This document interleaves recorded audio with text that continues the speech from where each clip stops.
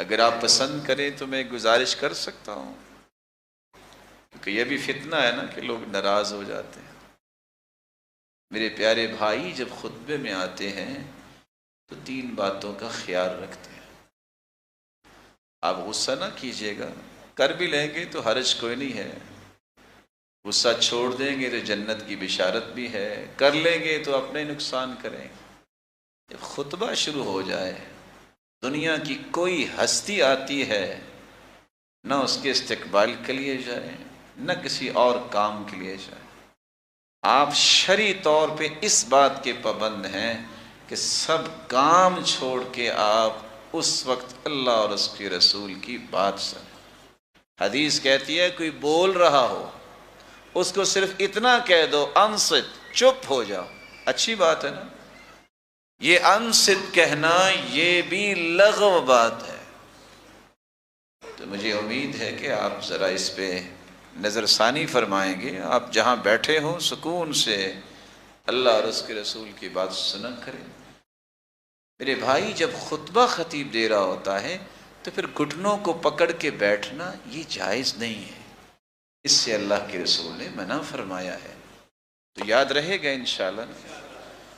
ہو سکتا ہے ٹریفک کے مسائل ہوں، آپ لیٹ ہو گئے، کیونکہ ویسے تو آپ پہلے وقت پہ آتے ہیں، مجھے امید ہے اذان سے پہلے ہی آتے ہیں، کیونکہ مومن تو خطبہ شروع ہونے سے پہلے ہی آتا ہے، اس کی نشانی تو یہی ہونی چاہیے نا۔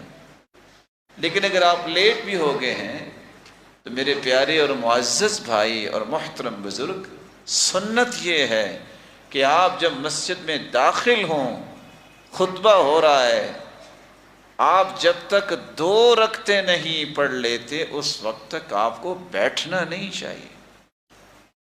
سلیک الغطفانی رضی اللہ تعالی عنہ، کیا نام میں نے بولا ہے؟ تشریف لائے، بیٹھ گئے۔ آپ نے فرمایا ارکعت رکعتین، تم نے 2 رکعتیں پڑھی ہے؟ کہا وہ تو میں نے نہیں پڑھی۔ فرمایا قم فصل رکعتین، اٹھو پہلے 2 رکعتیں پڑھو پھر بیٹھو۔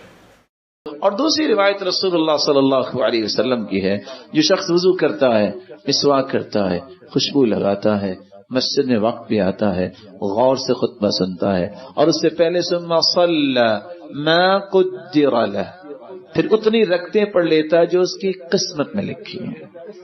صحابہ نے 2 بھی پڑھی ہیں، 4 بھی پڑھی ہیں، 6 بھی پڑھی ہیں، 8 بھی پڑھی ہیں، 10 بھی پڑھی ہیں، اور یہ ساری روایتیں ابن القیم لے کے آئے ہیں۔ لیکن باقاعدہ سنت جو ہے اس کو ثابت کرنا پڑے گا۔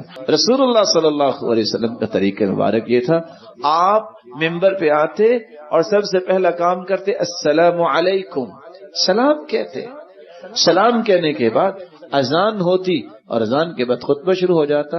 بات جمعے کی آئی ہے، حدیث میں آتے من صلی الجمعہ فلیصلی بعدها 4، جو شخص جمعہ کی نماز پڑھتا ہے اس کو جمعہ کے بعد 4 رکعتیں پڑھنی چاہیے۔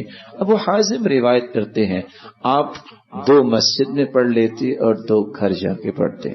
آپ مسجد میں 4 بھی پڑھ سکتے ہیں اور آپ 2 مسجد میں پڑھ لیں اور 2 گھر جا کے پڑھ لیں، تو صحیح مسلم کے ابو حازم کی یہ روایت بھی اسی بات کی طرف اشارہ کر رہی ہے۔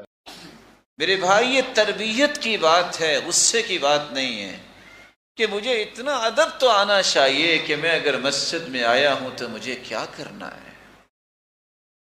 ہم کس چیز کے انتظار میں ہیں؟ کتنے کو اور بڑے ہونا چاہتے ہیں؟ ہماری زندگیاں کتنے کو ہیں؟ ہمیں اللہ کے قریب ہونے کی کوشش کرنی چاہیے۔ ہم قبر کے قریب ہو رہے ہیں، اس سے پہلے اپنے رب کے قریب ہونا چاہیے۔